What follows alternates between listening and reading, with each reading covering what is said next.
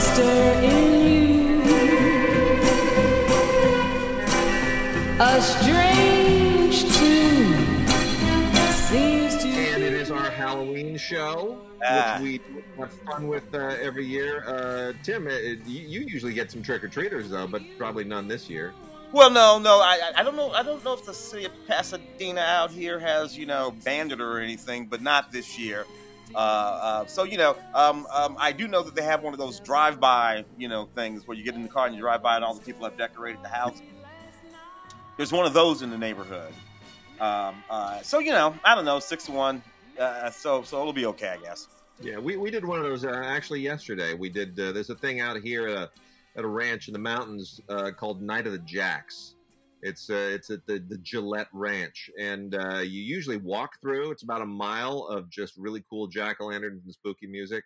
But they did drive-through this year, and it was really cool. There's all these kind of themed. I mean, the jack-o'-lanterns are amazing. I don't know if they're legit or not, but there's like one where they're all carved like the planets in the solar system. There's another one where they're all carved like Hollywood, popular Hollywood couples and classic Hollywood and, all kinds of fun stuff. So I'm always amazed at people who do that to a pumpkin because it's going to rot. You're creating artwork that's going to die. Yeah. I don't know. Halloween used to be one of my favorite holidays across the year. I've never been a Christmas guy. Some people are Christmas people, but I was always big on the Halloween and for whatever reason the 4th of July. Those were my two biggies. So I don't know which one would be my favorite. I mean, I used to have that gigantic 4th of July party. One of the first parties I ever went to in 1990, I think. Yeah, for a lot of years I had my big 4th of July stonk party, which just got to be unwieldy at a certain point. You get to be a certain age, you're like, why am I inviting 100 people to my house on the 4th of July? Those things used to get kind of unhinged. Lots of people. Anyway, I don't know. I like Halloween. My daughter loves Halloween, so I guess I got no choice. But we're gonna get right into it. And I got a lot of Halloween-y stuff here, including one giveaway courtesy of Well Go. But I want to start off. We got some. If you're an anime fan, there's some anime that is suitable for Halloween, and from the good people at the Aniplex Library via Funimation, we have Demon Slayer, which has been, could there be anything more anime Halloween than Demon Slayer? This is Demon Slayer Part 1, Episodes 1 through 13 on Blu-ray. And it takes place in feudal Japan, of course, and it deals with this boy who has to deal with the fact that his sister has been turned into a demon, and they are the last survivors of their family, and he has to go out and kill the demon whose death will enable him to set things right in his family. It is fairly charming. It is kind of, Joseph Campbell-y like most of these things are, but the feudal aspect of it and the monster aspect of it is actually quite original. As long as we're on the subject of demons, we also have The Demon Girl Next Door, the complete collection. There is nothing at all scary about this. It just happens to also have the word demon in it. It's about a girl who wakes up one morning and realizes she's got horns on her head. And of course, that would suck. Yeah, wouldn't it? Well, I mean, not just a bad hair day, but a horn day. So anyway, it's... and then it takes kind of a similar trajectory, which is, redeem your family and why do you have horns and all that kind of stuff. But it's all done in a very, very kind of cute, wide-eyed, juvenile way. Much more serious are the demons in Lady Death, the motion picture. How's that for a name? Yeah.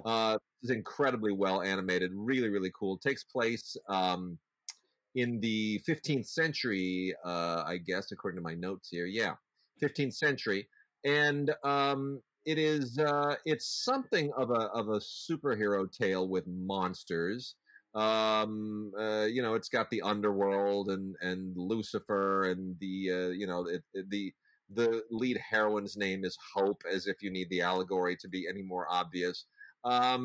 But the mythical structure of it is a little bit complicated. It goes in a few different directions, but the animation is really, really, really cool. And then the last one here is Beautiful Bones, Sakurako's Investigation. It takes a little bit getting into this, but it's worth it. Also, really, really well animated. Kind of a I don't want to call it. It's a little bit like anime. Well, it's not like I was going to compare it to Seven and to Silence of the Lambs. Yeah. From an anime standpoint, but there's kind of more to it. It's not quite that. That sort of undersells it a little bit. Very, very well written, but you do have to kind of stick with it to there are 12 episodes on 2 discs, so you kind of have to stick with. By about episode 6, it'll start to make sense. So you got to kind of stick with it. But anyway, that's that for the anime end of things, and then we got some great 4Ks. That are bound to be great for people who are horror fans or even just general kind of scary movie fans. Blue Underground has started to release 4Ks, and so they're going deep into the exploitation dungeon to come up with a couple of Lucio Fulci giallo films here. Oh. The House by the Cemetery and The New York Ripper. Both of them are kind of classic vintage Fulci. Lots of gore, lots of giallo, all that, nasty giallo blood gushing stuff that you would expect. Both of them take place in New York City. I would say The House by the Cemetery is probably the better film, but you're really kind of getting your dose with both of them. Tons and tons of extras here, mostly interviews. Heaps and gobs and tons of interviews with the cast, with the people who made it, the effects people, the makeup effects people, the cinematographers. I mean, it's really, really great. And then, of course, Troy Howarth, who wrote the book on Lucio Fulci, does an audio commentary for both of them. How do they look in 4K? Fine. I'm not going to say it's brilliant 4K. They are old giallo films. They didn't look that great to begin with, but it's certainly better than Blu-ray. And then the rest here are a couple of them are not necessarily horror. We have 300 on 4K, which is not a horror film, but it's scary-ish, so I'm going to throw it in anyway, and it's new to 4K. I think everybody here knows by this stage, you probably go back to Stupid for Movies, and you know how I feel about the director of 300. So we won't open that can of worms again. But Tim, have you seen 300 again in recent years? Not in recent years. The last time I saw it though was on a big old gigantic 4K TV, right? Yeah. HD, and I gotta tell you, you can kind of tell those abs were enhanced. Yeah. And I just remember seeing that, thinking to myself, really, yeah, really. Oh well. Yeah, I mean, it has it's just excessively CGI'd and a little bit too tricked up for me, but a lot of people love it. Yeah. I remember having a conversation with a certain Hollywood actor whose name I will not mention, but he was nuts for it, and I was like, all right, knock yourself out. And by the way, speaking of name dropping here, about 3 weeks ago, I saw Gerard Butler. Oh. I was having lunch with a friend at a little kind of patio here, a little sandwich place, and I look over right next to us, and there's Gerard Butler. Yeah. Looking very hairy and ungroomed, by the way. He kind of does, because he lives over by our buddy Sherman Augustus. Yeah. And whenever I would go walking with Sherman up Runyon Canyon there, 9 times out of 10 we run into Gerard Butler. And we'd always think to ourselves, really, because Gerard gets a little thick and shaggy when he's not working, and then he's one of those guys who, when 6 weeks before time, he goes out and does the thing and pulls it all back together. That's going to get harder as he gets older, though. I got to tell you that. Oh yes, it will. And then the last 2 4Ks here. One is animated DC Universe movie Justice League Dark Apokolips War, which, again, not exactly horror, but Apokolips kind of has a thing a Halloweeny sound to it. And this is all about fighting Darkseid, the villain Darkseid, who's kind of like the Thanos of DC. And they throw John Constantine in here, so there's your Halloween tie-in. Actually, it's pretty good. It's on par with the rest of them, and it's got a showcase short here, Adam Strange. Really, really good 4K. The animation always comes off really well. And then the last one is the new director's cut of Darren Aronofsky's Requiem for a Dream on 4K, which looks really amazing. Yeah, it looks didn't it have an anniversary? What is that? 20-25 years? 2020 something like that. Oh man, yeah, something like that. What are we? Where are we at here? 2000, 20 years, man. Yeah, okay. 20 years since Requiem for a Dream. But yeah, I mean, I didn't love this movie at the time. I thought it got a little bit out of control, and I'm kind of sick of addiction movies. But for Halloween, man, there's nothing scarier than losing your mind to a drug addiction and heroin. And Ellen Burstyn has some absolutely horrific kind of fantasy sequences in this thing. And this is what launched Jared Leto as a kind of a legit actor. And that Wayans boy too, Marlon, I believe that was Marlon. that was Marlon's moment to establish himself as a sort of dramatically capable actor. Which the way he is again in the new Sofia Coppola film. Oh yeah, exactly. Yeah, with Rashida Jones and Bill Murray back at work again. Yeah. And have you seen that yet? No, I have not seen that yet. I heard him talk about it on Film Week. Our colleagues, and they both loved it. It was getting some bad press initially. I watched it a couple of nights ago on Apple Plus, Apple TV, whatever the hell it's called. And it's really good. It's right in the pocket with her meditative stuff, like Lost in Translation, No Care, and Bill Murray is amazing. Rashida Jones is amazing. It's mainly about the two of them, and Marlon Wayans plays Rashida Jones's husband. And I mean, this doesn't give anything away. It's a question of, it's a fidelity thing. Is he or is he not being faithful to her? And she has all these worries. And Bill Murray plays her kind of wackadoodle dad who was, never around, but now he's sort of a globe-trotting art dealer. Anyway, the person that doesn't get enough credit for why that movie works is Marlon Wayans. Because yes, Bill Murray is the showcase guy, and he's doing his shtick, and he's got these great scenes where he chews the scenery, and Rashida Jones is just wonderful and delightful. But ultimately, the thing hinges on, is he or is he not a good guy? And Marlon Wayans doesn't have a ton of scenes in it. Mm-hmm. But every time he does have a scene, he has got to make you wonder. Yeah. That performance has to say, yeah, I'm a guy who could cheat on my wife. And the other half of the performance has to say, no, man, I'm a really good guy. I love my wife and I love my kids. Yeah. And I don't know if people appreciate how difficult that is for an actor to pull off. Absolutely true, Wade. Walking that sort of thin line. Yeah. Because basically you have to play two different characters. That's it.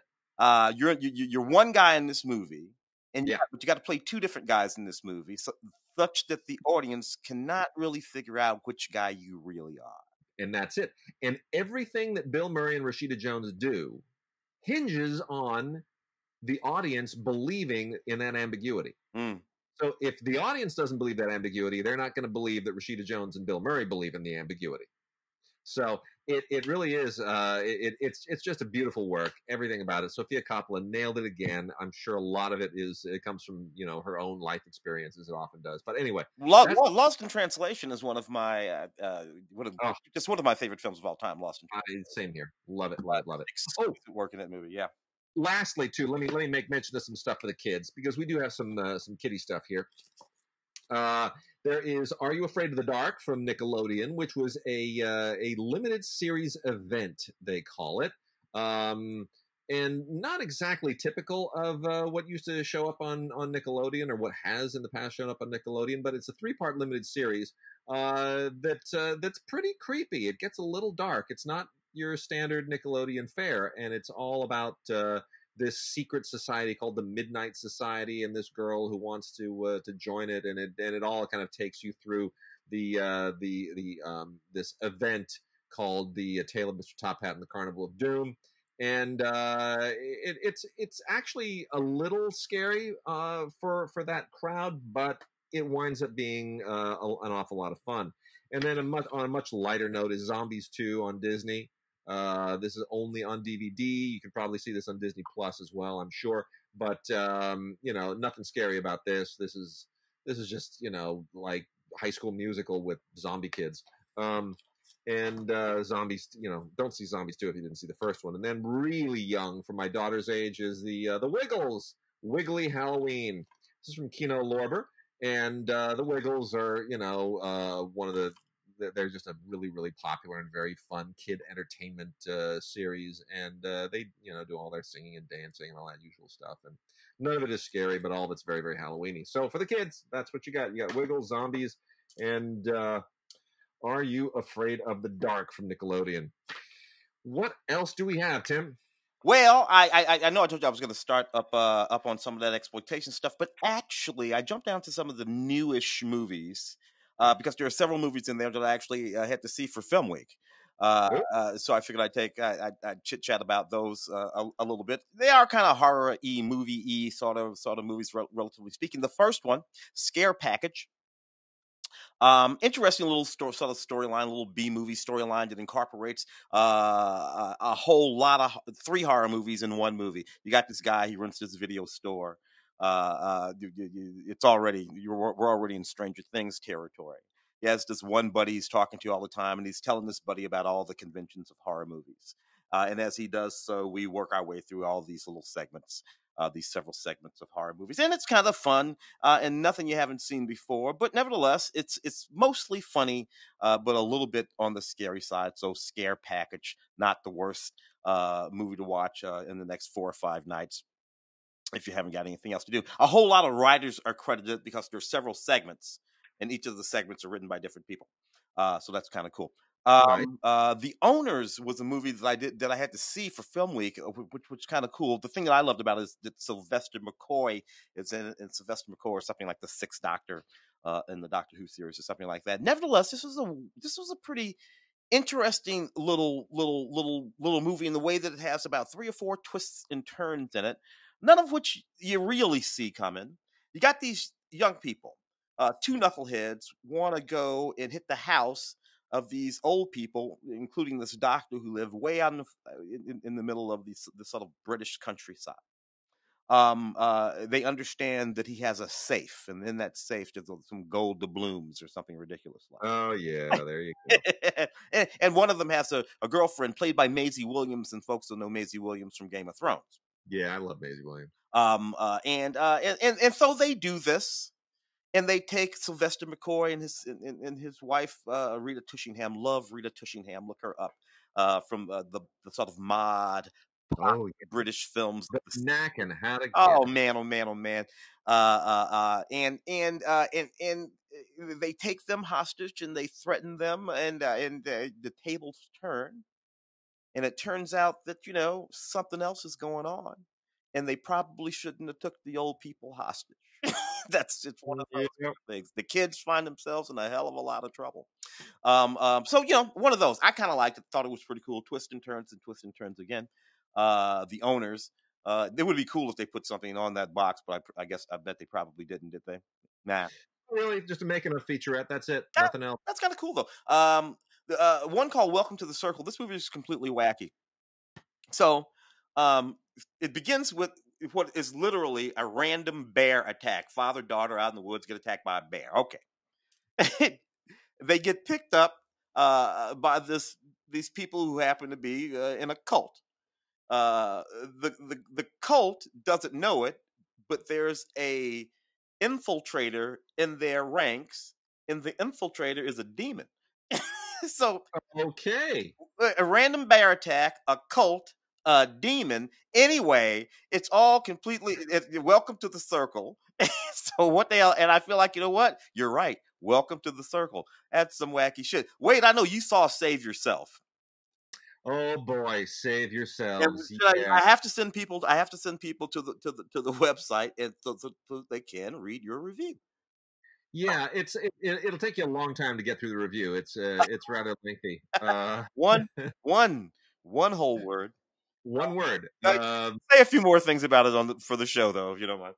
here's the thing: save yourselves. It got a little bit of buzz from festivals and whatnot, and we get these emails that try to, obviously they doll everything up, and half the time it's not. The publicists are doing their job; they're making it sound significantly better than it has any right to sound.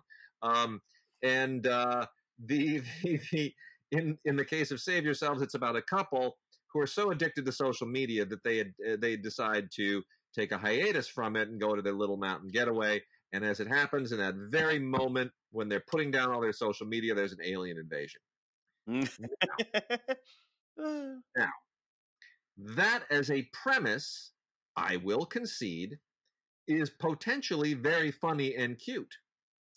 And if it were in the hands of, say, the Shaun of the Dead guys, or any of our other irreverent comic teams, if that were in the hands of say, Matt and Trey, I think I'd be on board.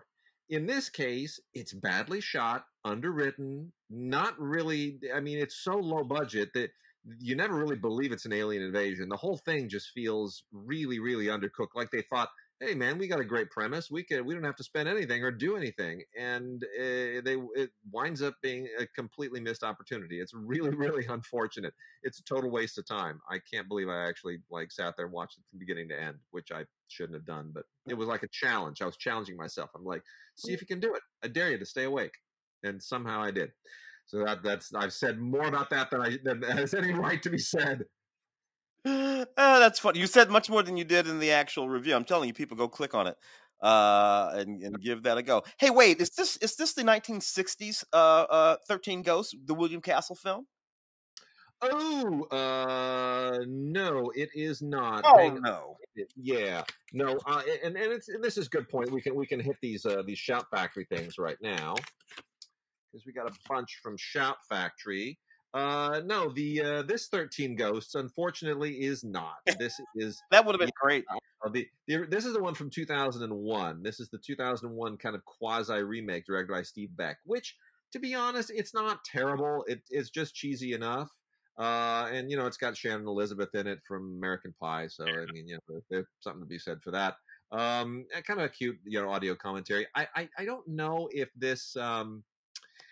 The weird thing about this is that it's got this weird kind of pseudo all-star-ish cast, like Tony Shalhoub, F. Murray Abraham, Matthew Lillard, like a lot of people who aren't anybody anymore, but Tony Shalhoub is, obviously.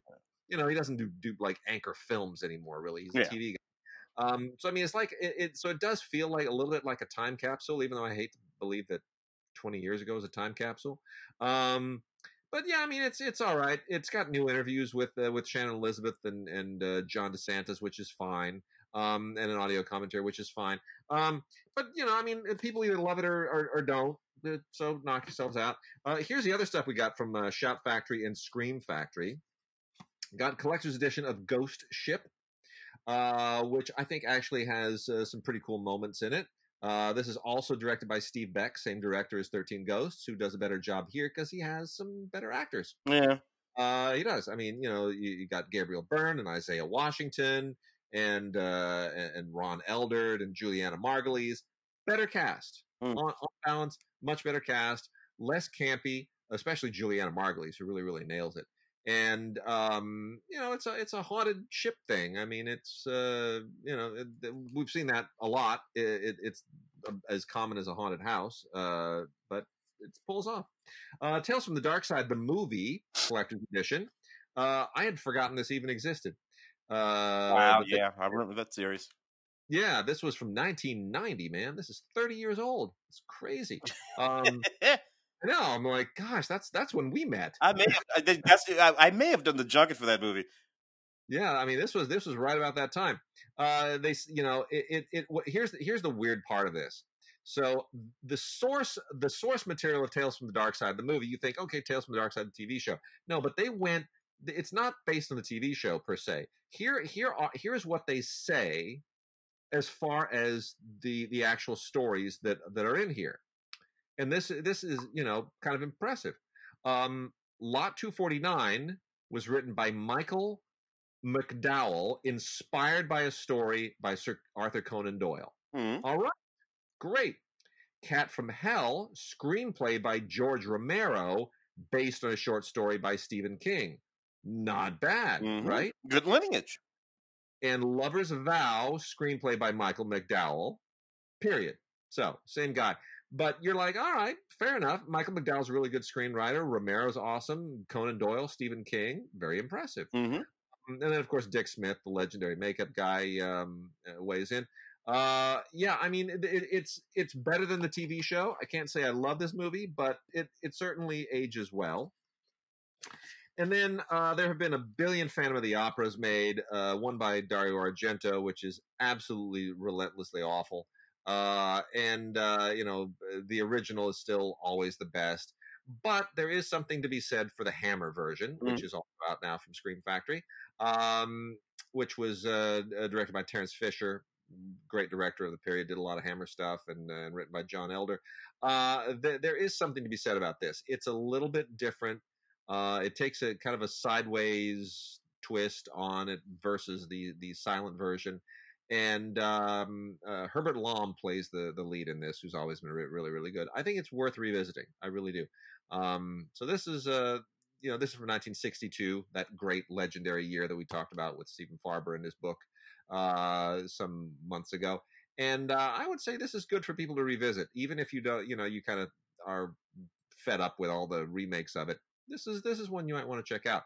Great audio commentary here by Steve Haberman, of filmmaker and Condé Nast, and Troy Howarth again, and Nathaniel Thompson do an audio commentary as well, and then a bunch of featurettes and a cut version from television, which takes us to Kiss of the Vampire Collector's Edition. This is from the Universal Library. I don't know how they got this, but this is also from 1962, and it's John Elder also wrote this. This is again a Hammer film, but somehow it belongs to Universal now, and I don't quite know how that happened. But different director here, Don Sharp. This is not a great Hammer film. It's about a honeymooning couple that run into a family of vampires, and you can kind of fill in the rest. But it's a little, it dates. It feels like it doesn't feel like a Hammer film. It just feels a little cheesy and exploitation-y, and like something. It feels like a Frankie and Annette movie that went wrong. And then lastly, on the Hammer end, or not the Hammer end, the Shout Factory end. Yeah. 2 more volumes in the Universal Horror Collection, volumes 5 and 6, which are going pretty deep in the Universal horror films. There's nothing left of the Frankenstein and Mummy and Wolfman and Dracula stuff. So now we are down to, in volume 5, The Monster and the Girl, which is a monkey movie, big giant gorilla, Captive Wild Woman, which is another gorilla movie, and then Jungle Woman and Jungle Captive. These are all a little bit silly, and I think you really have to be a huge fan of the studio and the genre to really go to this. These are all from the 1940s, and then in volume 6, it gets a little bit better. These are some interesting films. Black Castle, Cult of the Cobra, The Thing That Couldn't Die, and The Shadow of the Cat. These are getting a little bit more interesting because by now we're into the 50s and 60s. And there's a change in the way that monster movies and genre movies and exploitation films were done once you get into the 50s. It's post-nuclear. So everything is kind of a post-nuclear, post-World War II allegory. When it's during World War II, you want to escape from World War II. They're not commenting on after the nuclear bombs. Now there's a whole new thing. So it's really interesting to look at them through that kind of a lens. Some very good audio commentaries on here, especially on Cult of the Cobra, with Tom Weaver, Steve Cronenberg, David Schechter, and Robert J. Kiss. And then an audio commentary with Tom Weaver and Courtney Joyner on The Thing That Couldn't Die. Those are the ones I think are the best here. And then you also have, some good stuff, some featurettes, an interview with an actress, and an audio commentary on The Shadow of the Cat, and an audio commentary with Tom Weaver on The Black Castle as well. So, Universal Horror Collection, volumes 5 and 6. Anything else, Tim, on your end that you want to recommend? Well, I was looking at this Blumhouse collection, this Blumhouse 10 horror movie collection. This seems pretty damn cool, man. Blumhouse, they when they blew in, they just cultivated or perhaps tapped into a dynamic. And they sort of worked their way up the scale from some really sort of like B-level stuff, right up to Get Out, which is a part of this this 10 movie collection. So you got Get Out on this thing here. You got Happy Death Day. You got The Purge, Ouija, The Boy Next Door, Unfriended, The Visit, Split, and The Truth or Dare movie, and that movie Ma with Olivia Spencer. Yeah, interesting. Actually, tomorrow morning I'm going to be taping for Friday a horror movie, a black horror noir movie section. For Film Week, just about all of these movies. We're going to be talking about. I think I sent you an email a couple of days ago.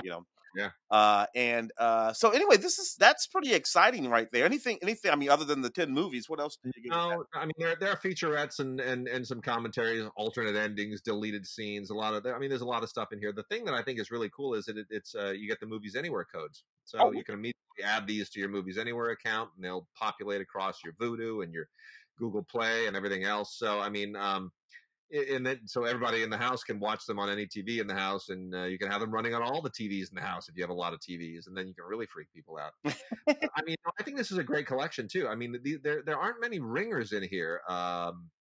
They're all kind of classic Blumhouse movies. They're all hits. I mean, they're all, depending on exactly when they appear in the canon. They're all, effective within the context of the scale that they exist. I mean, obviously, Get Out is at the top of the. Yeah, for sure. Yeah. I mean, I think The Purge, Get Out, Happy Death Day, and Ma are worth the price of purchase alone. Mm-hmm. Those four. And everything else has a profile too. But yeah, that's not bad at all. You Get Out on Movies Anywhere. We also have another collection. It's not as good as that. It's 10 frightening films. A Deadly Place. This is from Mill Creek, and they went and got 10 kind of second tier but passable films. You can put this on during a party or something. There's nothing here that anybody's really going to go nuts for. Most of this is 90s. A couple of them are 80s. One in the after 2000. There's one from the 1970s. But here are some of the titles: Cardiac Arrest, Fred Ward and Max Gale. The Dead Hate the Living with Eric Clausen and Jamie Donahue. Shrunken Heads with Meg Foster from 1994. Oh, I love that movie. It's not bad. It's not. That's so much fun. That's got a Haitian voodoo thing going. You might want to add that to your list too. Yeah. Tunnels with Catherine Bach and John Saxon from 1988. Grimm from 1995 with Emmanuel Zouareb, and Day of the Animals. That's the only one from the 1970s. That doesn't date terribly well, but it's still kind of fun because it's got an environmental plot to it. It's got Leslie Nielsen and Linda Day George. It's rated PG. It's far and away the least offensive of any of these. It's the idea here is that the ozone layer has become so depleted that once animals get above 5,000 feet, they go bananas. They go crazy. I love it. Yeah. So you naturally you got this issue where these hikers just happen to be at the wrong altitude at the wrong time, man. So anyway, that's 10 frightening films, A Deadly Place from Mill Creek. Cool. There's this one called Bloody Massacre, and I chose it because the lead is David Naughton. And this is kind of a neat movie anyway. It's about this guy played by David Naughton, who's this used to be was a young wonderkin horror director. Now he's this older guy because David Naughton is an older guy. We think about David Naughton. And what's this called again? Bloody Massacre. Oh, Bloody Massacre. Brutal Massacre, a comedy. Brutal Massacre. Brutal Massacre is the name of it. Brutal Massacre, a comedy. Yeah, get that straight. Anyway, so David Naughton is playing this director. So it's a movie within a movie kind of thing. He's this horror guy, and he gets one last chance to make a good horror film. called Brutal Massacre, and everything goes wrong because during the making of the horror film, it's a brutal massacre. All of that's fine, but what I love is that it's David Naughton from American Werewolf in London, and from the Dr. Pepper commercials of my youth. And David is 74. No. No, he's born in 51, so he's 69. Sorry. Oh, okay. 69, still too old. But nevertheless, 51, right? So yeah, 51. Yeah. So anyway, David Naughton in another horror movie, still starring, still the lead. How far away is Tom Cruise from 60? Tom Cruise and I are the same age, so Tom Cruise is 59. Okay. Yep. That can be a very depressing day for me. Yeah. Well, you're eternally youthful to me, and I guess so is Tom Cruise. But somehow that will hit me like a ton of bricks. No, like a ton of bricks, There's just one called Uncle Peckerhead here. Yeah. You got to tell me if there's anything on this box. It's about a punk band. They go into blah blah blah. They end up with this demon, a man-eating demon called Uncle Peckerhead. But he makes the band really, really popular. But what are you going to do? That's great. When a man-eating demon joins your band. Not much by way of extras. There's some trailer, cast and crew commentary, and then there is a short film and a music video from the Uncle Peckerhead universe. Oh, wicked cool. And then there's this one called Haunt, which is actually cool because it's an actual Halloween movie. It's a movie set in a haunted house on Halloween. It's one of those movies where the haunted house stuff, one of these big sort of gigantic haunted house things, and it turns out that the creepy clown here on the artwork. Yeah, the haunts are real. The haunts are real. They're not produced by Eli Roth. Yeah. So that's exactly what it is. Quiet Place. Yeah, I love the tagline on this. What are you carving this Halloween? Oh no, there are a ton of extras on this thing. Audio commentary with the actors, featurettes galore, interviews, another audio commentary with the writers and directors, and a short film. That's pretty loaded up. And speaking of Eli Roth also has our television entry this week, which is season 1 of Eli Roth's History of Horror. Not bad, man. Really not bad. We have mixed feelings about Eli Roth. We've all interviewed him on occasion too. And, he can be a little bit excessively gory in his own films. But I would say this: he definitely is a scholar of the genre. Yeah. And so this is a really, really interesting season. A lot of great interviews here. It goes not just into the history of horror films, but the impact of horror films and their relevance. Why are they important? Because they are very easy to dismiss. We make fun of them a lot, and but yet they are the most profitable genre by far. Mm-hmm. Why is that? So he gets into that. Why are horror films popular? Why do people like to be afraid? It's very interesting. A lot of great interviews and people here. Everybody from Roger Corman and Joe Dante and Stephen King to Tarantino and Edgar Wright, Diablo Cody, John Landis. It's great. A lot of great stuff. And some little extended featurettes as well. So from AMC Studios on Blu-ray, Eli Roth's History of Horror Season 1. Very, very highly recommended. What Game of Death is the one in the stacks? What game? Oh, the Game of Death. That is obviously not the Bruce Lee Game of Death. Let me dive in. I'll get right to that in just a second because that's actually worth talking about. But I wanted to hit some foreign titles really quickly. Oh, okay. Animated film from Leon and Cochina, which is a kind of borrows a lot from Czech animation. It is really, really super creepy, bizarre, weird. This is a Chilean, Spanish language, but Chilean animated film, and it's got a little bit of German in it. It's about a girl who escapes from this crazy German kind of cult group and winds up taking refuge in this abandoned house where she is befriended by a couple of pigs. And then it gets weird, like really weird.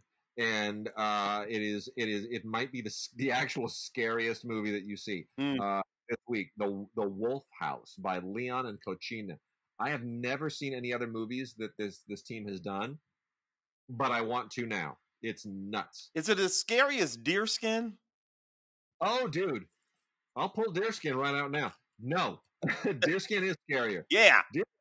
Man, this is deranged. You want to talk about Deerskin? Oh, you go ahead and start. It's I saw that one for Jean Dujardin. Oh my God, that's just so Quentin Dupieux, who directed this, is super edgy and really kind of hardcore. And Jean Dujardin can go dark if he needs to, and when he's funny and dark, it just makes the whole thing absolutely terrifying. I thought this was going to be really, really hilarious. And it is kind of for a minute. Yeah. And then it goes sideways in like a man bites dog kind of way. It's super short. It's under 80 minutes. Thank God I couldn't have taken it anymore. I love Jean Dujardin, but not when he does this. Dujardin plays a guy basically who has this strange obsession with this old kind of Western cowboy buckskin, fringy deerskin coat. Yeah. And it just, I mean, then he becomes friends with this character played by Adele Haenel, and decides to kind of make a movie about himself. Dude, take it away. Oh, and he's pretending to be a filmmaker. She assumes that he's a filmmaker, but he's not, and she sort of buys into it, and she sort of becomes this de facto producer. But the dynamic is this: it becomes unclear who is in charge of things, him or the coat. Because he starts talking to the coat now, but it's not. But it's like it's not like a possession. No, yeah. He's something screwy in the head. Yeah, so he's gone. We never actually hear the coat, but they have these, and it's the next thing you know, people start dying, and that's and you just don't see the movie going there. No. From where the movie begins, he is this sort of obsessive guy who has this obsession with this woman. But yeah, man, and what the hell? Totally agree.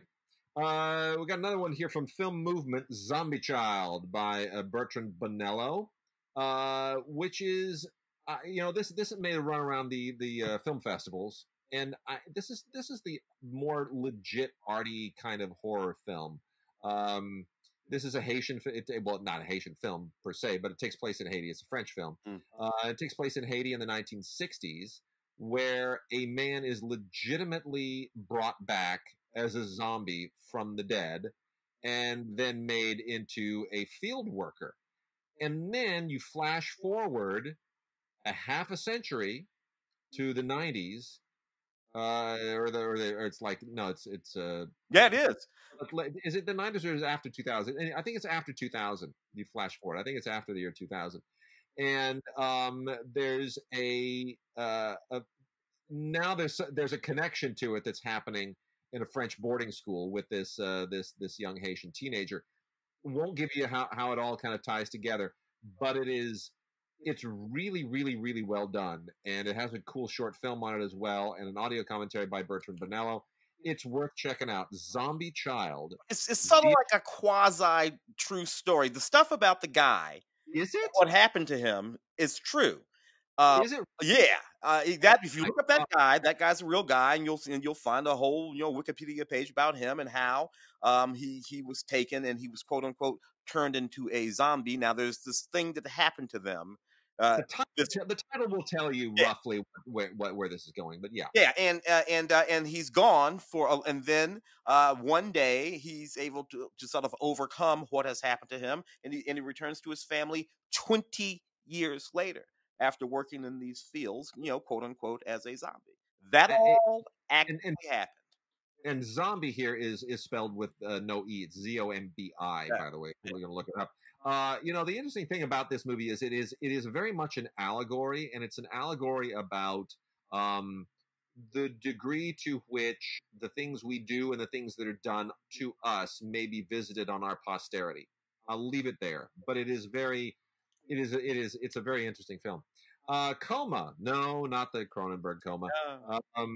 Unfortunately, this is a German film called Coma. And it's about this guy who has an accident, and then he wakes up from his coma, and the world has changed, and everything is weird, and the laws of physics don't work anymore, and it's all dystopian and post-apocalyptic, and he now has to sort of figure out what happened and what to do about surviving in this world. So it's like he went into a coma and at the end of 2018, yeah, and woke up like now. Like exactly. This is kind of like, let me see if I can find a good way to do this. This is a little bit like Memento meets Omega Man meets The Road Warrior meets some kind of a Christopher Nolan movie other than Memento. Anyway, that's on Blu-ray. And let's do the giveaway now. Okay. So we got a cool movie as a giveaway. We're giving away 3 copies of Broil from Wellgo. Broil is really cool. Perfect Halloween movie. It's scary, not too scary. Directed by Edward Drake. And here's the idea. You got a teenage girl who goes to live with her grandpa and on his great big kind of weird, freaky gothic estate. And there's things are not as they should be. And of course, there's some weird crap with the family. Like there's an ancient family kind of a culty thing going on. And enter a hitman who comes in at exactly the right time with exactly the right attitude to help the girl out. I think this is a cool, and the title will tell you a lot. Broil. I'm telling you, it's got a lot of fun. It's got a lot of fun for like haunted, culty movies in this genre. Like, it's a little bit of Rosemary's Baby, a little bit of a lot of things, but it's really, really fun. And we're giving away 3 copies. So go ahead and email us, and we'll be giving these away until November 5th. So as long as you get it to us by November 5th, gods@digigods.com, gods@cinegods.com. Put the word broil in the title. Broil, B-R-O-I-L. And name and address in the body of the email, and get it to us by November 5th, and we'll send 3 copies out. We'll let you know. Let's see. What else we got here? Anything that you see? Well, I up in the exploitation films, I think some of the Italian, Spanish films, I see The Lady Kills, 1971. Jean-Louis Bell film. I remember this film for whatever reason. It was like a young couple killing spree movie that we would get a few of in the 90s. That Oliver Stone film, the other one with Brad Pitt and Juliette Lewis. Yep. Where this was just literally the same thing. 1971 film. This young couple, so and they're killing men, terrible men who try to do stuff to her and whatnot. But that's what they're basically doing. In that movie, a full, I don't know, whatever, 20 years before they did them here in the United States. That was very interesting. So anything on that box, that would be unfortunate. There's not really, but there is a second feature from 1972 from the same director called Pervertissima. Okay. which I did not watch. I've read a little bit about Pervertissima, so I can't vouch for how it's described, but it is presumably a combination between a Mondo movie and a mad scientist movie. Sounds completely crazy and unhinged, but you get 2 there. As long as you tapped into that one, let me make quick mention of that's from the Mondo Macabre library, and there are 3 others from that too. There's the Japanese film Gemini by Shinya Tsukamoto, which is Japanese horror has always been difficult, and this is an early J horror film from the late 90s, 1999. Tsukamoto is the guy that did Tetsuo. So you kind of know where that's coming from. This takes place in Tokyo in 1910, and it's about this guy who takes over his dad's medical practice, and pretty soon everything in his world and his relationships begins to deteriorate, and suddenly he's face to face with a killer, and there are all kinds of secrets revealed. And it gets increasingly dark and depressing and horrifying and nasty. It's pretty much a Shinya Tsukamoto movie. We also have Satanico Pandemonium, which is pretty much what you would expect of a Mexican horror film from 1975. I mean, that's exactly what it is. The color of the blood isn't right. The costume, the acting is completely overwrought. The costumes are completely overplayed. They all look like they were dug out of some chest for Halloween costumes. Everything is really silly, but the transfer is phenomenal. They went back to the original elements for this, transferred it all from the original negatives, and on Blu-ray it just pops. It's crazy. Like the blood is so red, it almost makes your eyes hurt. Really, it's very so it's worth watching just because there's kind of a funky camp factor to it. Anyway, then we also have, lastly, from Mondo Macabro, is An Ideal Place to Kill by Umberto Lenzi. This is an Italian-French co-production from 1971, kind of the same period, a little bit more legit, not quite as ostentatious and campy, but it's still kind of, it still dates, but it dates in sort of a cool way. And Lenzi is famous because he made Cannibal Ferox, which is a totally, it was banned all over the world. This is not that shocking. But this also is a very, very nice transfer, and basically, it's has a little kind of Scandinavian porn sidebar to it, as a lot of these films did, so that you would get a little bit of nudity and gore all together in the same film. And Irene Pappas shows up for some strange reason, and I can't figure out why, but there it is, An Ideal Place to Kill. There's one here that I see that I got to talk about a little bit. It's called Carnival Magic. And it's a 1983 film directed by a guy named Adamson, who went back 1,000 years. Exploitation king. On the exploitation, yeah. He went back to like, I don't know, whatever, the middle 30s, and worked until about the middle 90s. He passed away in the middle 90s.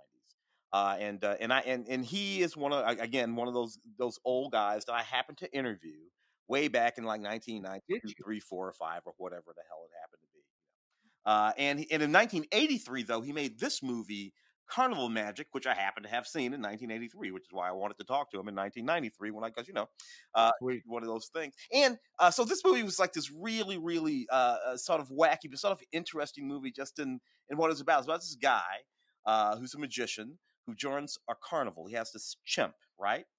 The thing about them is this. He can actually read minds and levitate people. So the act is really great because he can read, and the chimp can talk, except that the chimp can actually talk. So what was it in the 60s and 70s that people were obsessed with monkeys and chimps? Like gorillas and chimps in movies all over the 60s and 70s. I mean, I don't get it. Like women having sex with gorillas. Oh man, and they were hyper bright. It was horny gorillas and apes and all those reasons. Insane. So much. It's crazy. That's just crazy. Anyway, it's just the wackiest premise for a movie. The lion guy, the lion tamer guy, sort of like catches on that monkey can really talk and kidnaps a monkey. So it's totally wacky movie. Anyway, this guy, he's just one of those old guys, and just cheesy horror films across his entire career.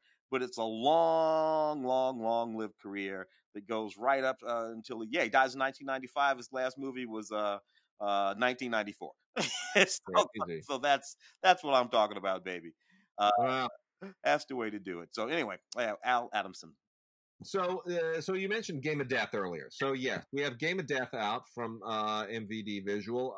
This Game of Death is not the Bruce Lee Game of Death. Let's underline that. This is a brand new movie from Cleopatra Entertainment by way of MVD, and it is a horror comedy that is not especially horrifying, not especially funny, but it's horrifying and funny enough in fits and starts to actually make it worth watching. I do think this has a lot of fun stuff in it. This is about a bunch of kids who play this game that they call Game of Death. And they think it's just a board game, but then it turns out that it isn't. and and it's not. I think they're very conscious of all the Ouija movies. All the Ouija movies that kind of do something similar, where people get together in like an old house and go, "Let's play with the Ouija board," and of course, then things go wrong. So I think it means to riff on that a little bit, but it kind of goes its own way, and it has all kinds of really, really funny moments and some very, very good casting. It's a young cast; they're all very talented. I think you'll see more of them over the next few years. I want to also make quick mention of a couple of Kino titles here from the Kino Studio Classics line, which deserve a little push during Halloween. Mm-hmm. Curse of the Undead is a really, really underrated 1959 horror film that deserves to be rediscovered. This was, we're talking about universal horror. This is one that I had forgotten even existed. I saw this when I was a kid. Tom Weaver, whom we've mentioned doing a lot of these audio commentaries, he also does an audio commentary here. Very, very cool. So if you've ever seen Hondo, the John Wayne film Hondo, Michael Pate, who's also in that film, plays a vampire gunfighter. And it's that alone is so cool, because the idea of combining horror with other genres, the West in this case, making a Western, a gunfighter film, and adding the vampire mix to it, it was totally unique at the time. Yeah. And it's really, again, it's kind of an allegory. But in this case, the guy who's terrorizing the town because he is undead, if you contextualize it alongside other Westerns of the period, the idea that the guy who kills is undead is a really, really interesting little paradox that turns the Western genre on its head. And there are all kinds of scenes and really great lines of dialogue here that they're very, very smart. So I would recommend Curse of the Undead. It's a cool little rediscovery from that post-nuclear genre period of the 1950s. Next is The Face at the Window by George King, starring Todd Slaughter. This is from 1939. It won't go down as one of the great films of 1939, but it takes place in Paris in 1880. And there may be some. I didn't research this. There may be some truth behind this story, but it reminds me a little bit of some of the German films like M, that deal with serial killers and child killers and whatnot. And what's going on here is that there's a serial killer roaming around with a particularly horrifying demeanor and a horrifying way of killing his victims. And you drop a couple of a few other interesting characters into the mix who may or may not be on the killer's list, and it winds up being kind of an Agatha Christie film meets a German expressionist horror film. And this was made in England. It's a British film. George King is a British director, so it has a little bit of the British Gothic thing going for it as well. So little Agatha Christie, little Conan Doyle, a little bit of German Fritz Lang expressionism. And it's really, really, it's got a lot of cool moods. So, not one of the more famous films from 1939, but worth checking out. The Face at the Window. Good. Let's see. There's this one that I saw again up here in the exploitation film she sent me. Yeah. The Revenge of the Living Dead Girls, which was a French film with an Italian version from 1987, which I vaguely remember. It was in that whole run of zombie movies, or it was that whole run of revival of zombie movies. The Night of the Living Dead movies were getting into their Chud and things like that. And this one was about some chemical company that dumps some stuff some place and gets into the cemetery, and then all these next thing you got zombie girls running around killing folks. But it was really one of those movies that wasn't about that at all. It was about corruption, because that's what those movies started to do. They started to become about whatever the zeitgeist was of the day, but those movies were about corporate corruption. These corporations, and that's and then they get their comeuppance for the stuff that they were doing, and that's what this one was doing. They're not like these fantastic movies or anything like that, but it is interesting that those movies started to work their way from being just monster movies to being movies that had some sort of commentary about society that they wanted to make by the time you get to these movies here. I got I'm going to go through a couple, 2 pairs here. So we got 2 from Artsploitation, who always comes up with really, really cool, newish genre films. And the first one is The Dead Ones, which has the very telling tagline, "High school is hell." And The Dead Ones is from the same director who did the Attic Expeditions. If you ever saw that, which was not bad. His name's Jeremy Caston. Anyway, this is kind of like I want to say the Breakfast Club gone way wrong, like really, really wrong. These kids are on they're kind of not bad kids, they're just kind of misguided kids, and they're on summer detention, and unfortunately detention means that they are they wind up not being in the world where it is safe. They are now suddenly alone, and they're being pursued and by some pretty awful people, not just one, but like a pretty messed up bunch of people. So it's a little bit like The Hills Have Eyes crossed with The Breakfast Club, if that makes sense. Yeah. Yeah, it's not bad. The one I find most interesting is Dead Dicks. So the title, which is meant to grab you, and the funny thing is, it's called Dead Dicks because the guy's name is Richard or Richie. So Dick being short for Richard, but Dead Dicks is meant to catch your attention. Go, Dead Dicks, oh my gosh! So no, get your mind out of the gutter. Here's what this is going on. So this guy Richie is suicidal, and his girlfriend runs over to on a particular moment when she's afraid that he's gonna off himself, and finds him surrounded by his own corpses, many of them. So what happens is that every time he kills himself, it generates a dead body. He can't kill himself, but he keeps generating his own corpses, right? It's a really interesting, weird concept, and I don't know that it fully pays it off. And because it is mostly contained in one apartment, you can tell that they were looking for like a weird idea that they could pull off on the slide. This is a Canadian film, by the way. Directors are Chris Bavoda and Lee Paula Springer, who do a very good job and explain a lot in the audio commentary that really helps you kind of get inside this. But ultimately, it is an allegory, and it's meant to sort of comment on a lot of Cronenbergian anxiety that seems to come from north of the border that doesn't necessarily generate south of the border. But Dead Dicks, definitely worth checking out. The other one is The Dead One, both of those from Artsploitation. And then from Vestron Video, speaking of Cronenberg, these great throwback collector series kind of VHS retro movies is David Cronenberg's Shivers, which is kind of a lesser known Cronenberg film for a lot of people. Yeah, this is from 1975, when Cronenberg was kind of still in an exploitation vein, but also had something to say. He does an audio commentary on this, and it's great. It makes the film so much better than it otherwise would be.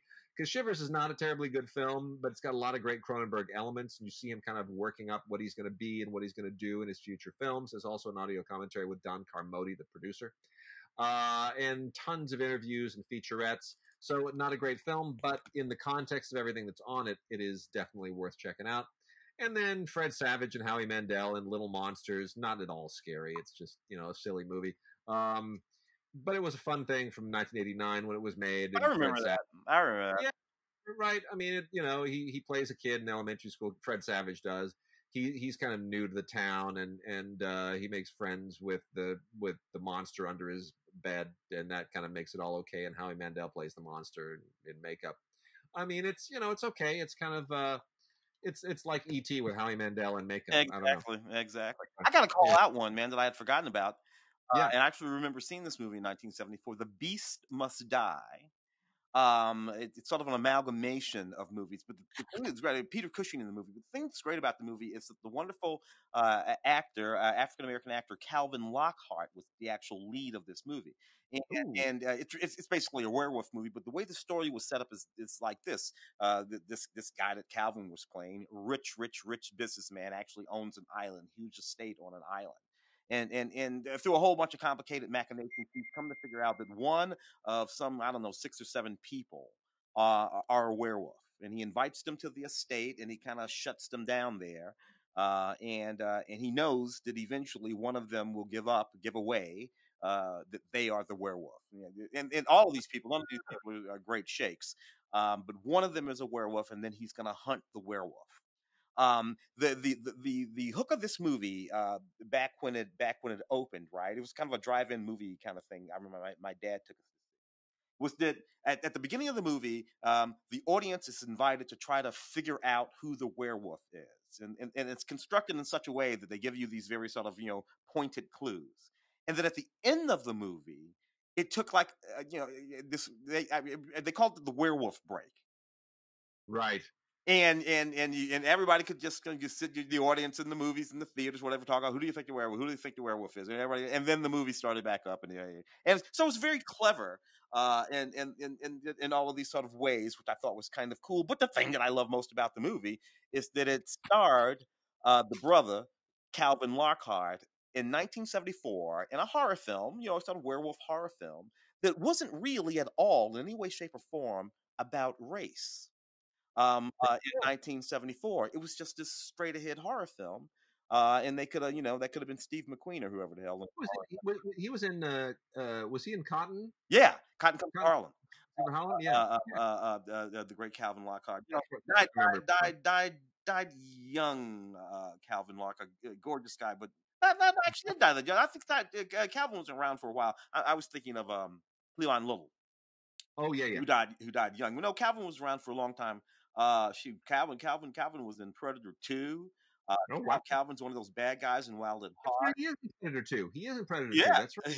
Yeah. Twin Peaks Firewalk with Me. Of course he was a really bad guy, and Let's Do It Again. Great career, Calvin Lockhart. I got a little bit of trivia for you, by the way, on The Beast Must Die. You know who shot that thing? The cinematographer? Who?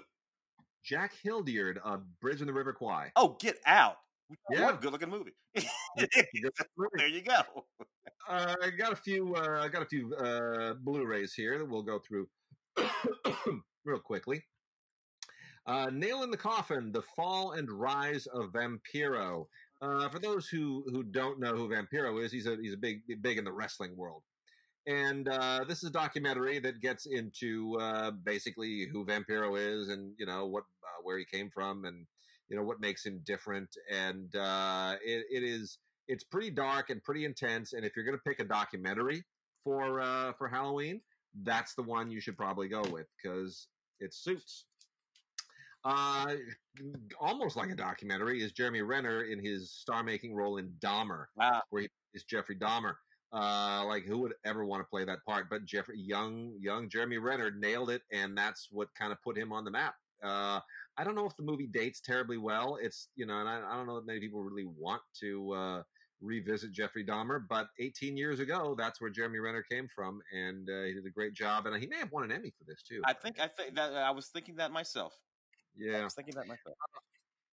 Then we've also got The Pale Door, which is pretty great. Pale Door is another Western horror thing. This is made for Shudder, the horror streaming operation, and this is kind of a it's a revisionist look at the Dalton Gang story, in which the idea of a ghost town is literally a ghost town. Where they get to this ghost town and there's a coven of witches who are operating there, and it's the Dalton Gang meets the supernatural, and it's done very, very well. It's not cheesy. It honors the whole Western tradition. It's very well shot, and it's quite well written as well. So I will recommend The Pale Door among the more legit films that we're talking about this week. And then Snow White, A Tale of Terror with Sigourney Weaver and Sam. Yes. Yeah. This is from when was this? When did they do this? This is I want to say late 90s maybe. Anyway, it was a while ago. So anyway, it's a horror take on Snow White with Sigourney Weaver, and she's very good in it, and Sam Neill is very good in it. And it doesn't. 97 it was, man. 97. That's what I thought. Late 90s. Yeah, feels like about 20 years ago. But of the Snow White films that deviate from Disney, this is the one that has the courage to deviate the most. A couple of other ones. Spooky House was utterly silly. I don't know why Ben Kingsley did this, but he did. I don't know why anybody did this. Mercedes Ruehl is in this as well. But I mean, it's this is. I think this is also probably from the late 90s. This is another one of those movies that kind of tried to play up the horror comedy thing at the time. But really, what you're doing is you're watching it just because Ben Kingsley is totally out of his element with a ridiculously campy part. And then Tales from the Hood 3. Yeah, man. Which I can't believe that this got to that. But you know Rusty, don't you? Oh yeah, Rusty Cundiff, way back to the day, all the way back to Brothers with Hats.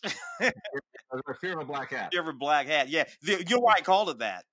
It's because when they first shot that movie on VHS, I was working for ITC, and ITC picked up that film. And that movie was called, for a moment, two other things. One of them was Brothers with Hats. Yeah. Came Fear of a Black Hat, sort of a play on Fear of a Black Planet, the MDI. Yeah. But the thing that it was called before they called it Brothers with Hats was what it is what they refer to it as in the movie. So when you watch the movie, they refer to it by its original name, which we can't say on the podcast. Yeah. It's the N-word with hats, right? Yeah. That's so funny. NWA. That's what that was the whole song. Yeah. And then for a little while there, we would walk around because the execs we got sick of us. Like, good look, guys, could you call the movie something else? Funny. And they say, okay, we'll call it Brothers with Hats. So we called it Brothers with Hats for a while. And eventually, Rusty figured out Fear of a Black Hat. That movie is still hysterical, by the way. So funny. It's so beyond funny. If you want to see Rusty and those guys in talking about horror, there's a doc that's running on, I think, Amazon Prime right now called Horror Noir. Horror Noir is the name of the doc, and Rusty's in the doc along with Ernest Dickerson, the great cinematographer and director of many films, and you got Tony Todd in the film, who played Candyman in 1990. So take a look and see that. It's kind of an interesting documentary that sort of aggregates a whole bunch of thought about black horror. Well, horror. I'll tell you, Rusty Cundiff, he co-wrote, co-directed, and co-produced this with Darren Scott. But Rusty is just such a funny, clever man. Yeah.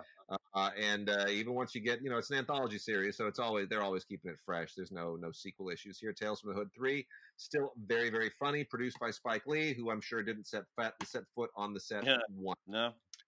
Let's see what else we got. Let me hit these last 4. We got 4 new Blu-rays here. Actually 5. So let me just go through these. And then we'll get into some of the exploitation stuff, and then some things on Blu-ray or on DVD. To Your Last Death is kind of good. This is good sort of quasi-feminist. Oh man, how do you even get into this? This is just a kind of a crazy animated horror thing. This is made for Quiver, and it's basically a feminist revenge horror animated film. I don't know. There it is. There you go. But it's really cool. The artwork is great. The concept is cool. And the real reason that you're into this is for the voices. Ray Wise, Bill Moseley, Damian Haas, and William Shatner. William freaking Shatner. And then, I'm telling you, it's pretty great. To Your Last Death is the film. Check it out. It's funny and it's horrifying and it's just. I even love the title. Huh? I even love the title. Yeah.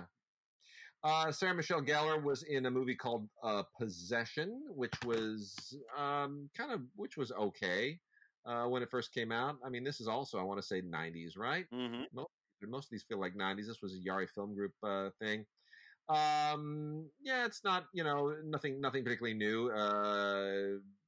Kind of a standard possession movie, but because that Sarah Michelle Gellar in it, and she had done the two Grudge films, it had a little bit of traction. It's on Blu-ray. It's worth checking out.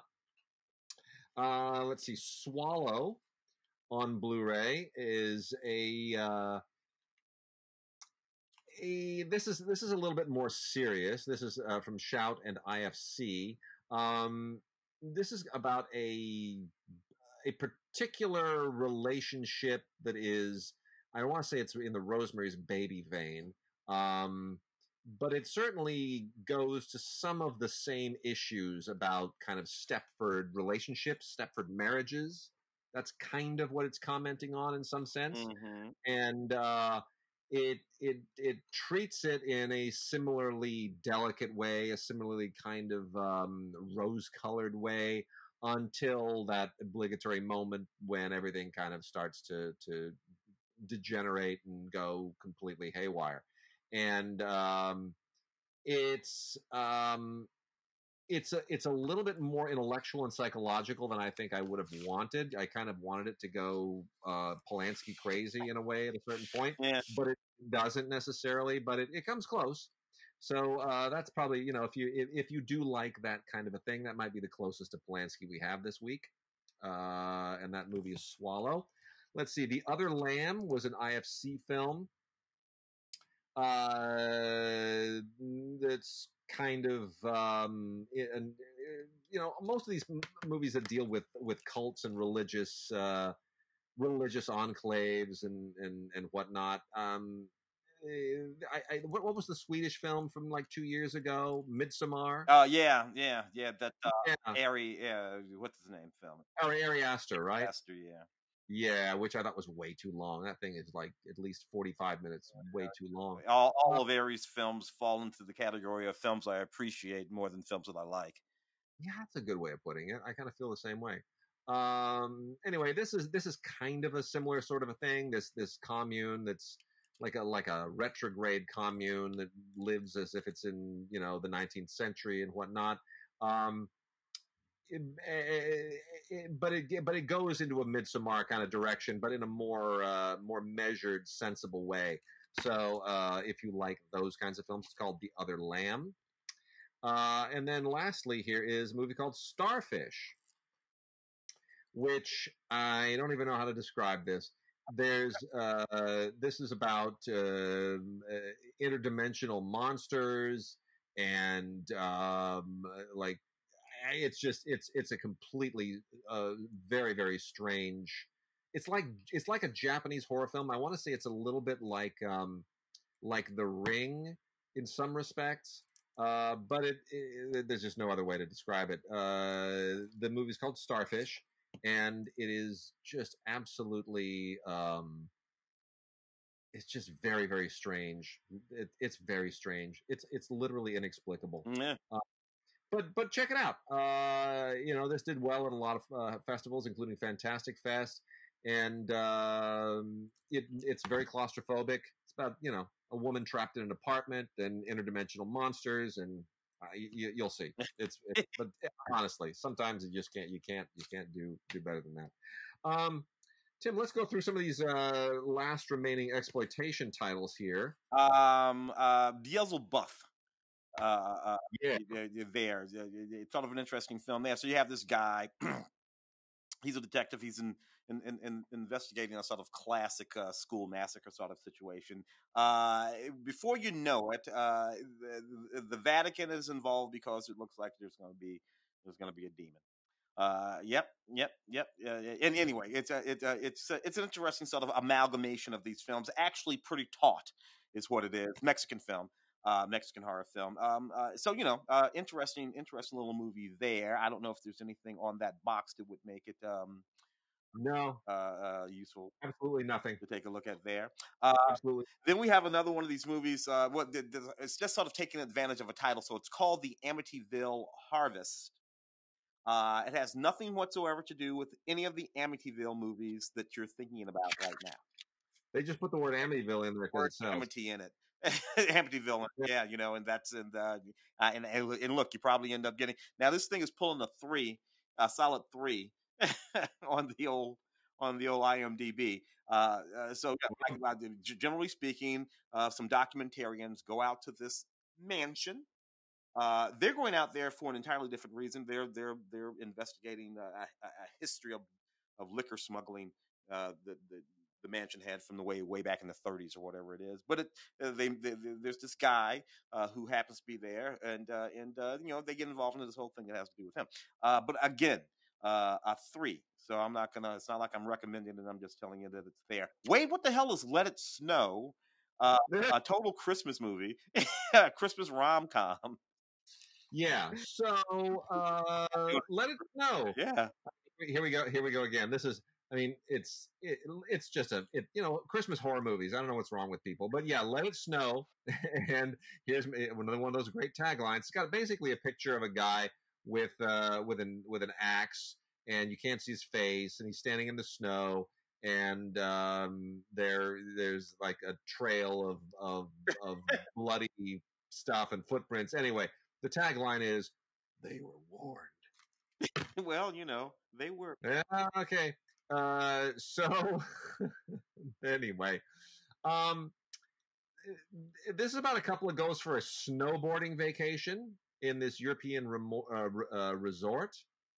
And even though I don't know why people do this, like they are told, this is the "they were warned" thing, that there have been a lot of strange deaths lately on the trails around here. Oh, never mind. We'll be okay. We'll go snowboarding. Like, what's wrong with you? Can't you go snowboarding somewhere else? Like, if I go someplace, if I'm going on a hike, and there's like let's say an old witchy lady at the beginning of the trail that says, people die on this trail. You know what I'm gonna do? I'm gonna go find another trail. Yeah, thank you for telling me. I appreciate that. Anyway, so naturally, they stay there for some stupid reason, and then next thing you know, some guy on a snowmobile is attacking them and chasing them, and it turns into a survival thing. So there's a homicidal maniac out on the snowboarding slopes. That's the idea. Hey, what happens? Winding down here on the end, the 11th Commandment. This is from Vinegar Syndrome. But you didn't know there was an 11th Commandment, did you, Tim? No, I did not. Yeah, there's a good reason. It's not a good one. So what else can we not do? Oh, you don't want to know. So this is about a guy who has been committed to an insane asylum wrongly by his uncle, so that his uncle can abscond with his inheritance. Yeah. So I mean, right, it happens to everybody. And so basically the asylum makes him. He wasn't crazy when he went in, but he's a homicidal lunatic after not too long. And naturally that makes getting revenge when he escapes very entertaining. Look out, Uncle Charles. So, and Uncle Charles is quite a character. So the 11th Commandment is an unusual insanity / vengeance movie that kind of fell between the cracks. It was directed by Paul Lader, and this is, I think, from the late 80s, but it definitely ages well. I think it definitely ages well, and it's got a lot of extras on it, interviews, featurettes, fun stuff, and a reversible artwork insert. Yeah. Jess Franco made a movie called Neurosis, otherwise known as Revenge in the House of Usher, back in 1985. This is kind of a late Jess Franco entry, and it's just as cheesy as anything he ever made, but what's funny is that he integrated stuff that he shot over previous decades into this. Mm-hmm. So it's all sliced together with a lot of outtakes of various things, and it surprisingly kind of sort of works. You can tell where he's doing that, but in a way, it kind of makes the whole thing even more insane. And of course, it has his usual sexual obsessions in it, but Jess Franco's Neurosis, Revenge in the House of Usher. If you're a Jess Franco fan, not entirely out of the, you'll probably enjoy it. Let me go through a few of these from Severin. We got a whole bunch from Severin, and we're running out of time here. So the Severin library has a lot of great exploitation titles from the past, including Satan's Slave, which has developed kind of a cult following over time. The Strange Vice of Mrs. Ward, Wardh. The Horrors of Spider Island is actually quite fun. I don't know if you've ever seen that, Tim. Yeah, The Horrors I of love that one. Island.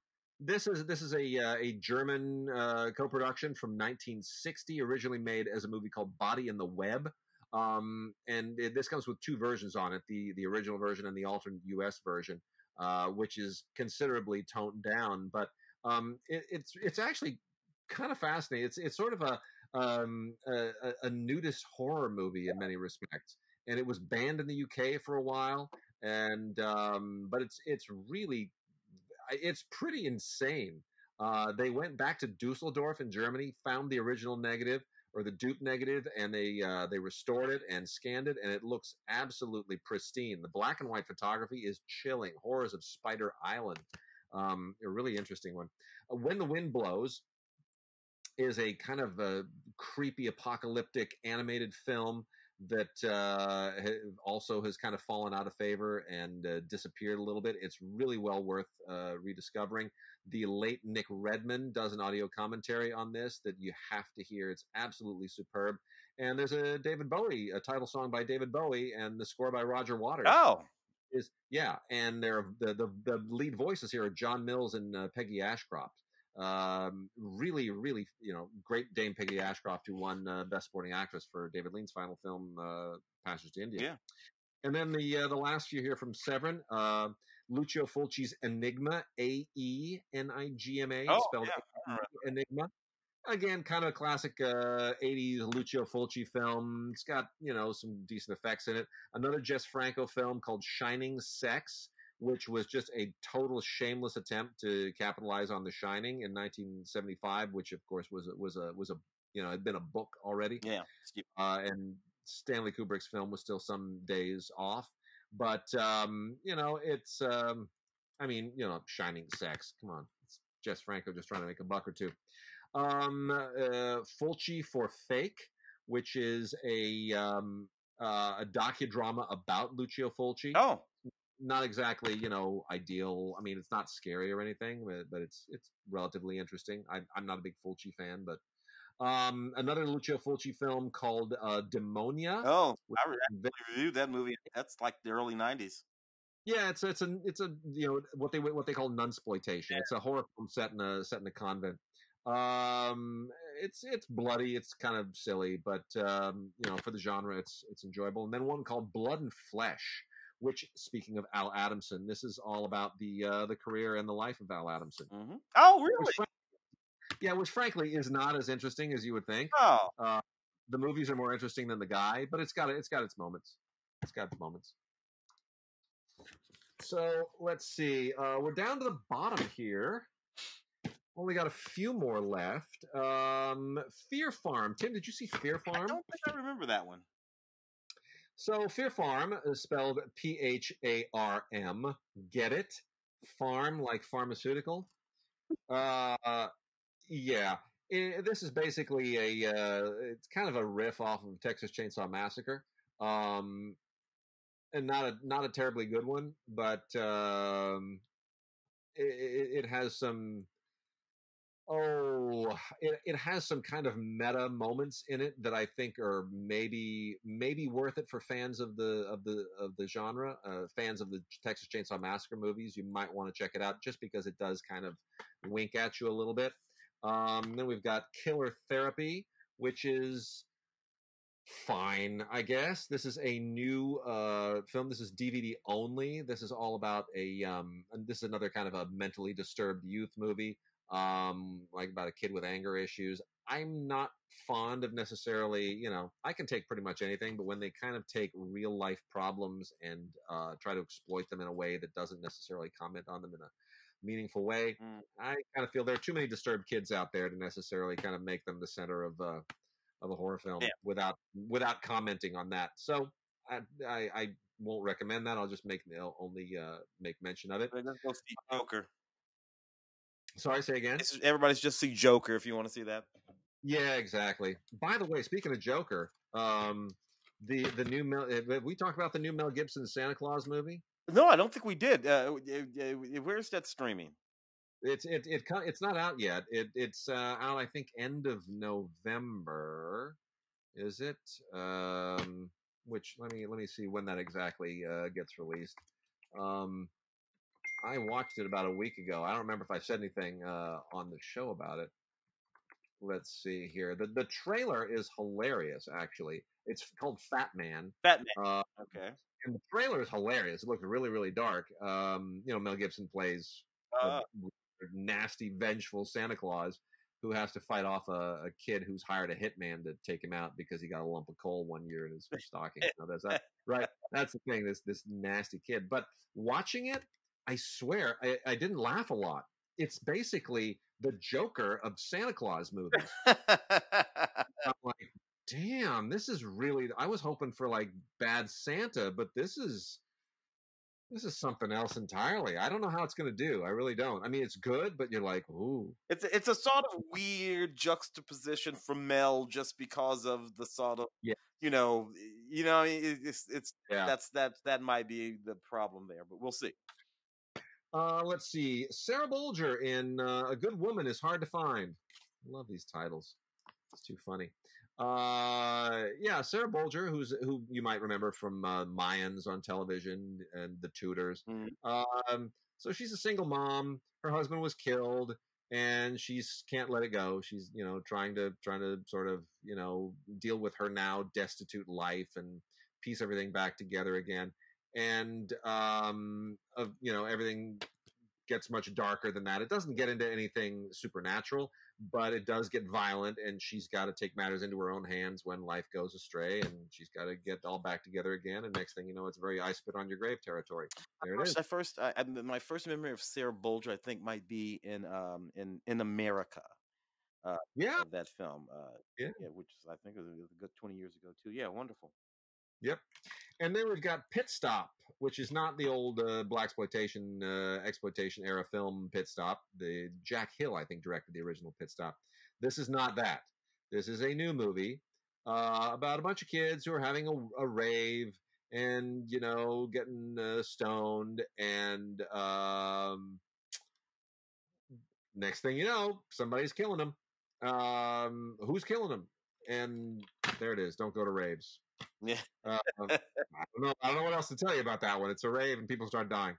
And then Reawakened, only watched a little bit of this just because it looked kind of intriguing. It's not nearly as intriguing as it looks from the marketing. This is one of those vacations turn into nightmare movies. And it's a possession thing too. She's like something about it, like there's the spirit of a witch that is haunting this woman, and it doesn't really pan out. But Reawakened, if you think your beloved might be walking around with the ancient spirit of a reincarnated witch floating around inside them, that's the movie for you. And then lastly, an Emily Harris directed movie from Film Movement called Carmilla. I saw that for.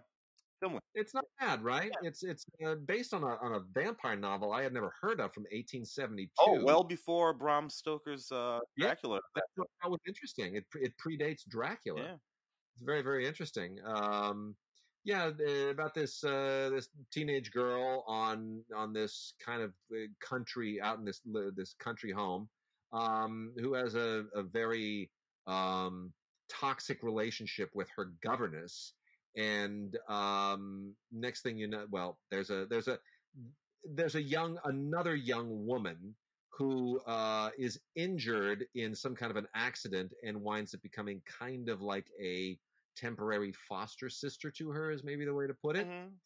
And it's not per se a horror film in the traditional sense, but it does feel a little bit like the only reason that I added it here was because it feels a little bit like an early, I mean, you know, it technically it's a vampire film, but it's not scary vampire. No. It's just like spooky, right? Yeah. It's as much energy sucking as anything else. Emily, I think, also directed. You reviewed it, not what? Radium Girls. Oh, did she do that? Yeah.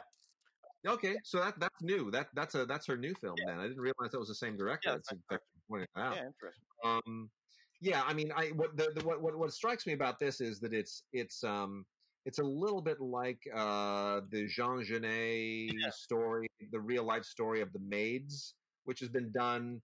Sister My Sister is maybe the better version of that in the film. You know, the true story about the two sisters who have their incestuous relationship, and then they murder the woman that they work for. I'm sure everybody knows that story by now. Jean Genet wrote the play, and they've made a movie from the play, and they've made several movies from the actual story itself.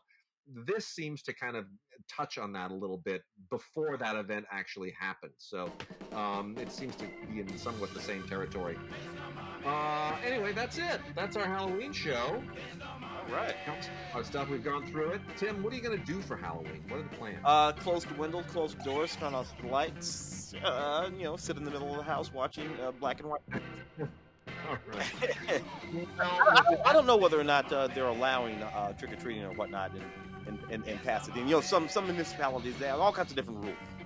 Yeah. And whatnot. I think we talked about at the beginning of the show, so I'm not really sure what's going on. Usually there would be a few kids who would come by right across the campus. I don't know if that's what's going to happen.